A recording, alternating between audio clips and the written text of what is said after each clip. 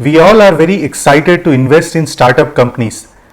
In today's video, we are going to do the analysis of a company called RattanIndia, which is venturing into new age startup businesses, which is looking at spaces like drones and EV technologies and other digital businesses. So if you're new to the channel, please do subscribe and hit the bell icon. And if you have not joined the Telegram channel yet, do join right now by searching my name on the Telegram. So let's begin the analysis of RattanIndia. So RattanIndia Enterprises is a flagship company of the Rattan Group. The founder of RattanIndia was also the co-founder of India Bulls Group. So this company is presently starting the new age businesses like RattanIndia Enterprises has invested in an electric vehicles company called Revolt Motors, which is a market leader in electric motorcycles.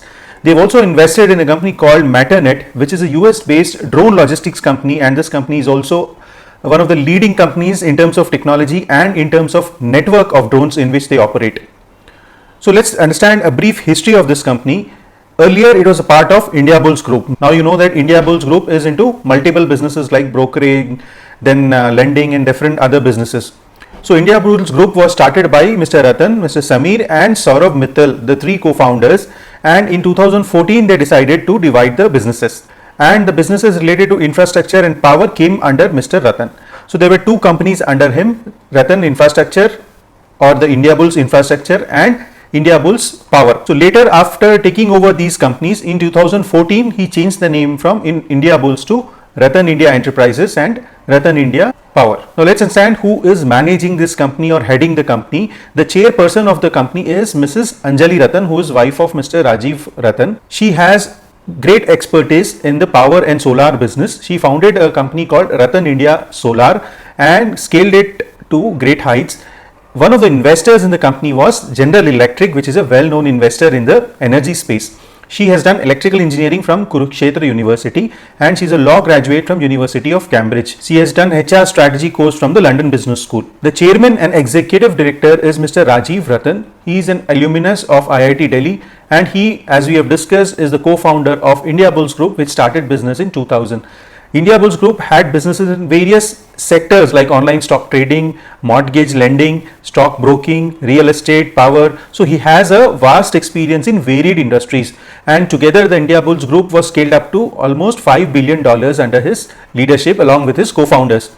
He is also a chairman of other peer companies of the group like RattanIndia Power, which is also a listed company, and RattanIndia Finance Private Limited, which is an unlisted company, and the company called Revolt Motors, where RattanIndia Enterprises has investing stake. Along with the management, there is a competent advisory board which advises this company on various spheres, and you would be happy to know that people like Mr. Arun Duggal, who is the chairman of ICRA, Mr. Yashish Dahiya, who is the co-founder and group CEO of Policy Bazaar, Mr. Ranu Vora, who is also a co-founder of Avendus Capital. So like this, various industry veterans having expertise in various spheres of industries are advisors to this company. Now before we start the business analysis, let's talk about the Digital India ecosystem, because all the in businesses this company does revolve around the Digital India environment. So in India, there are 1.3 billion Aadhaar holders, and Aadhaar has become a center point to use various digital initiatives. There are 760 million smartphone enabled users in India, and India has become the second largest internet connected population in the world. There are 650 million bank account holders in India, which is led by the largest financial institution in the world, and we have 1 billion aspiring Indians earning income in the range of 2.5 to 14 lakh per annum. And this becomes a huge customer base for various businesses. There is 1.3 trillion fintech market opportunity in India. So by this size, you can understand the opportunity in the fintech space is huge. Now let's talk about the philosophy of this company and what kind of businesses this company is looking at to start with. Although it is an old company, but there has not been activity in the company since the last few years, and now they have started working on their businesses in FY22. Now gradually the revenue will start pouring in from their different businesses. So they want to focus on new age businesses which are ESG compliant in terms of the environment safety. They want to work on direct to consumer businesses which can be scaled up to huge levels.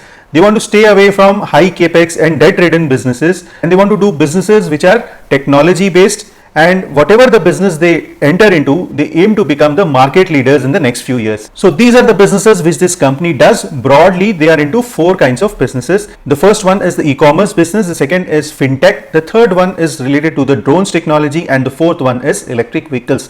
So by the category itself, you can understand this. All these are very high growth, high potential businesses.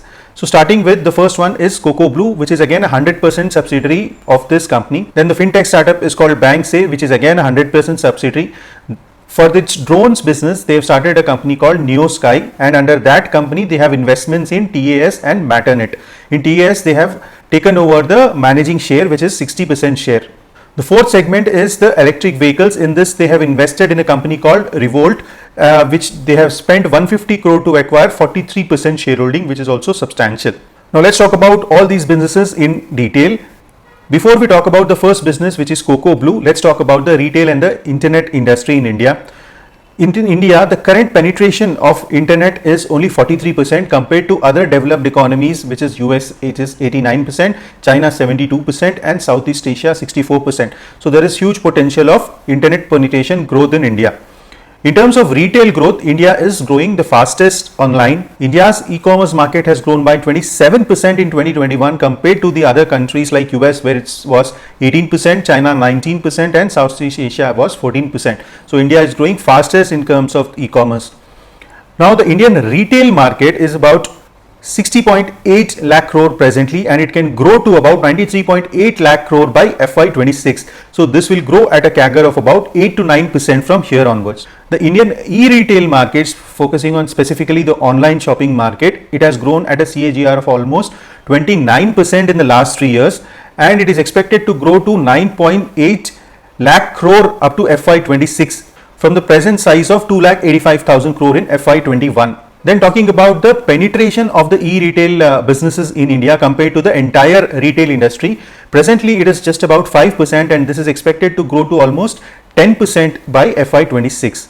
So by these stats, you can understand the size of the opportunity in this business, specifically the online e-commerce business. So to capture this opportunity, they have started a business called Cocoblu.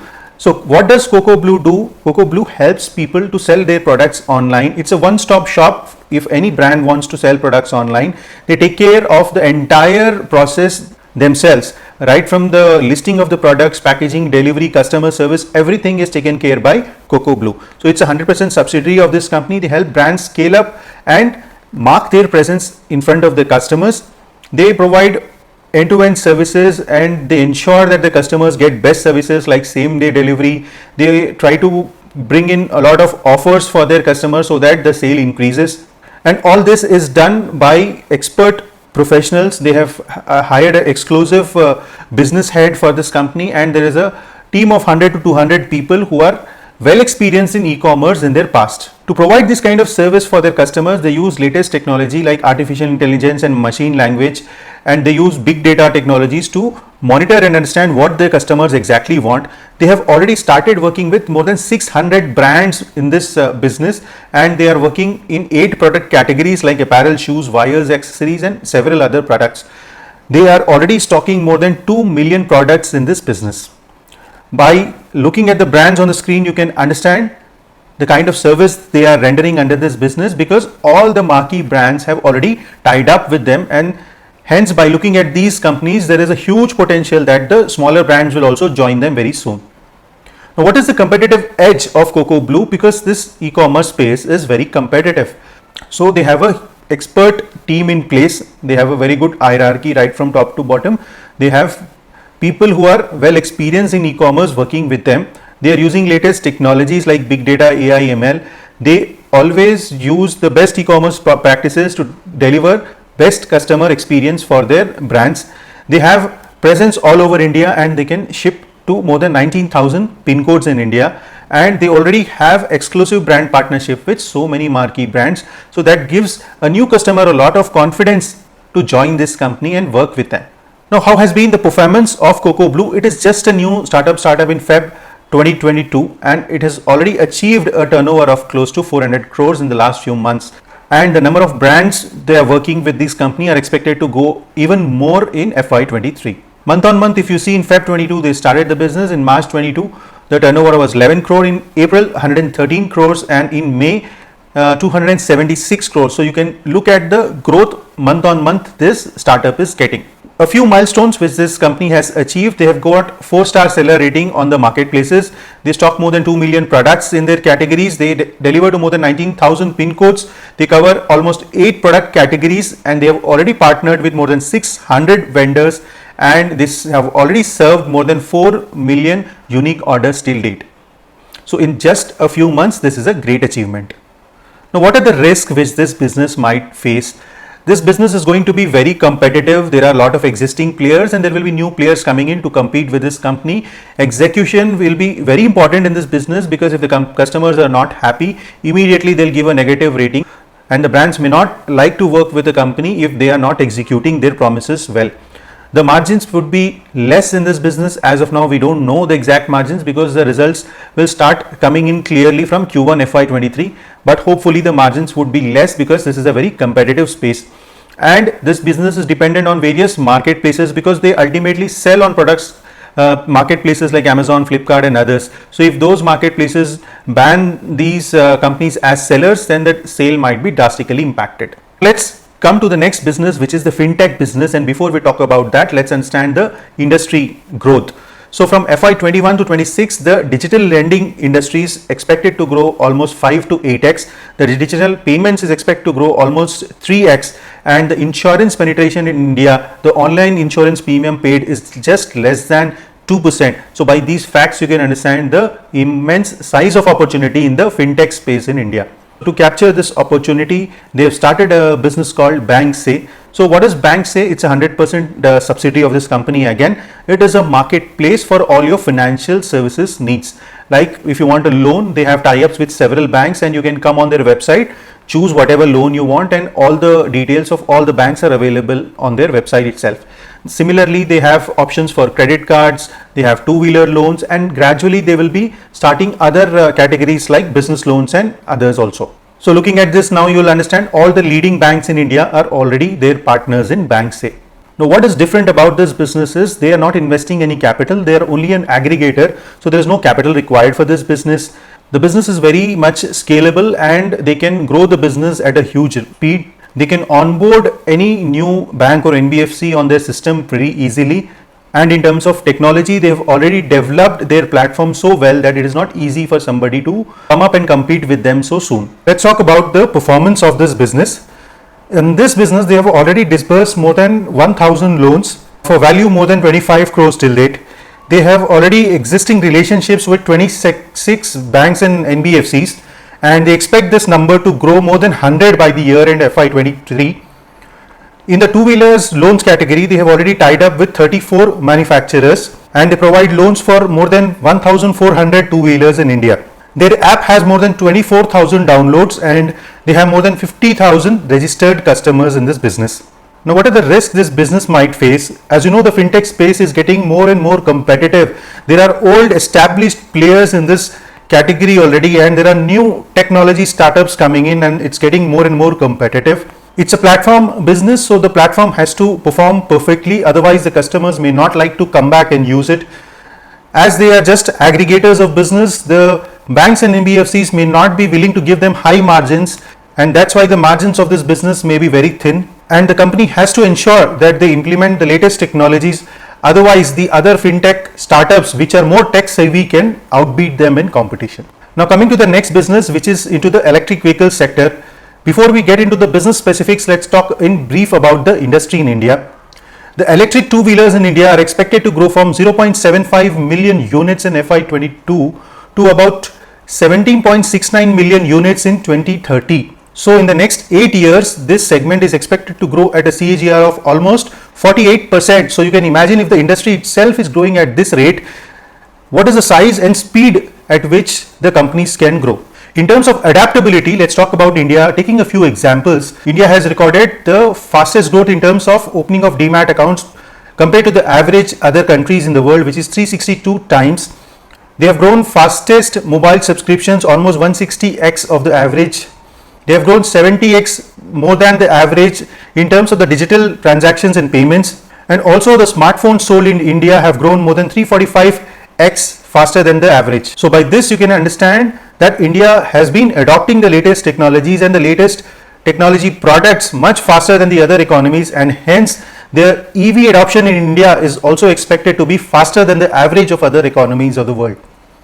Now coming to their EV business, they have invested in a company called Revolt Motors, and this company was co-founded by the founder of Micromax, which we all know is a very popular brand. So this company manufactures motorcycles which are electric operated. It is the India's first AI enabled motorcycle, and in terms of looks and functionality, it functions as good as the other IC engine motorcycles. This company is the market leader in the EV motorcycle segment. Please note that we are not talking about all the two-wheelers segment. We are talking about specifically the motorcycles. They run almost 150 kilometers on a single charge and at a top speed of 85 kilometers per hour, and the battery charging time is about 4 hours. They give a warranty of about 1,50,000 kilometers, which is the highest in the industry. In terms of location, they have their head office in Delhi, and they have located in almost 19 cities already, and they are expanding to other cities as well. So their distribution and sales network is also growing. Now, how is this bike different from the others which are available in the market? All the parts of the bike are manufactured in India itself, so the government will support this company a lot. It is an AI enabled motorbike. You can swipe a button on your phone and the bike gets switched on. It has state of the art manufacturing facilities to manufacture these kind of quality bikes in India itself. To charge these bikes, there is no special charging infrastructure required, and brands like Domino's have already started adopting the Revolt bike in their businesses. They are replacing the old bikes with the Revolt bikes. So if this kind of B2B business crops in, the company is expected to grow much faster when compared to the B2C segment. In the number of bookings, it has grown from about 7,833 in FY20 to 4 times in FY22, which is about 34,000 numbers. In terms of the sales volumes, it has grown 9x from FY20, which did about 1,224, and in FY22 they did about 10,425. In terms of revenue, it has grown from about 15 crores in FY20 to about 160 crores in FY22. So now you can understand the speed at which this business is growing and the way the people are adopting their products. And now they are expanding their distribution network across major cities in India other than the ones they have already presence in, and they are also launching newer variants of their bikes which have better capabilities. In terms of risk, what are the risks to this EV business? Of course, competition from well established old players as well as the new players which are entering into this segment. The quality of the product is very important, as on social media every other day we see that there are incidences of the bikes catching fire and whether various other feedbacks people leave on the internet. So the quality of the product and the service is very important. Then the latest technology has to be adopted and the bikes have to be up to date with the latest technology. Every model which is launched has to be updated with the latest technologies. The company has to develop a very robust infrastructure and distribution network, because the existing players like Hero or Bajaj or TVS will already have a robust distribution network. So to compete with them, the newer companies have to develop such a distribution and dealership network. And after sales service also has to be good, especially in the auto segment, because people, when they need spare parts or they want to get their bike serviced, then there should be a service station very nearby to them. So if their company is unable to provide this kind of service, then the people may not prefer to buy such a bike from them. Now coming to the fourth and the last, which is the most interesting business, into the drone space.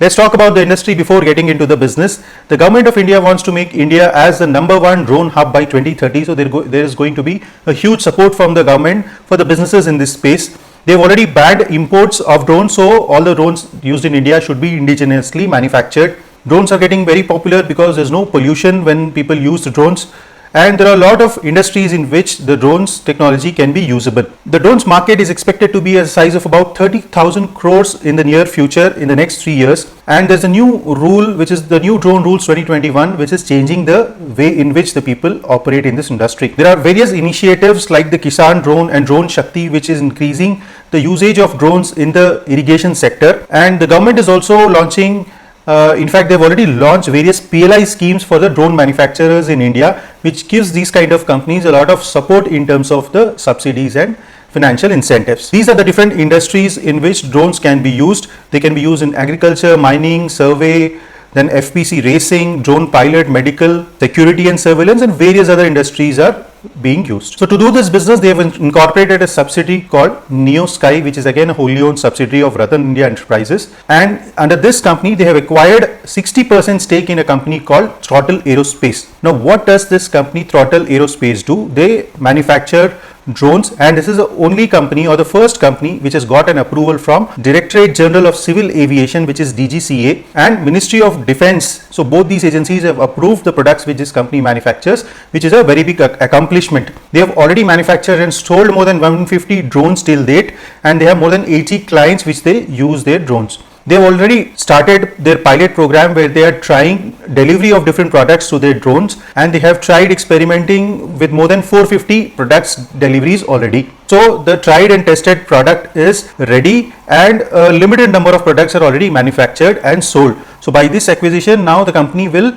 work on the strategy to manufacture new products and scale up this business to greater heights. The next company which they have invested in this space related to the drones logistics is Matternet. It is a US based company which is into drone logistics. It is a global leader in drone logistics because it has the most extensive drone networks in the world. So if somebody wants to get some package delivered across a few kilometers distance, then this company can do through their drones. And this happens exactly in the same way, the way you can see on the screen, that the box gets fixed onto the drone and the drone flies from one place to another and delivers the products. So this is much cheaper than any other mode of transport to deliver the products. So this company has best in class technology already, which gives RattanIndia Enterprises a lot of advantage because they have that first mover advantage. They have tie-ups with UPS, and they have launched their first FAA approved drone airline in the US along with the collaboration of UPS, and this company has already taken off more than 13,000 drone flights to deliver various packages across the destinations. So this is another key investment which this company has done in Matternet.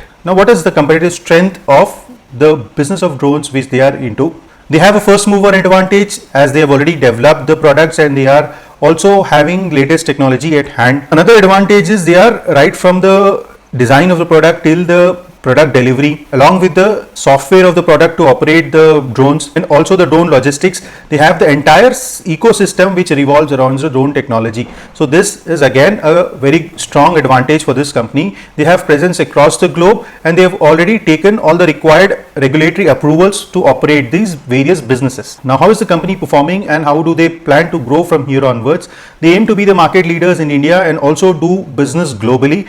They want to focus a lot on the technology and be developing newer technologies every day by investing and designing new drone designs. So once these more and more drones get designed, they will full-fledged get into manufacturing, and they can even go for mass production of these products. They want to do all three types of business. They want to sell drones, which is drone as a product. They want to operate the logistics, which is drone as a service, and they also want to lend the software or the technology which they use in operating the drones, which is drone software as a service. So they want to do all the three things in this ecosystem. What are the risks for this kind of business? There could be competition going forward from companies in India and abroad. Execution is very important because if things fail and they don't operate in the way the people expect it to be, then there could be valuable products which can be transported in the drones which can be damaged. The technology has to be up to date every year, otherwise the products and the services get obsolete. Sector involves lot of regulatory compliance, so even though the companies have already taken the regulatory compliance until date,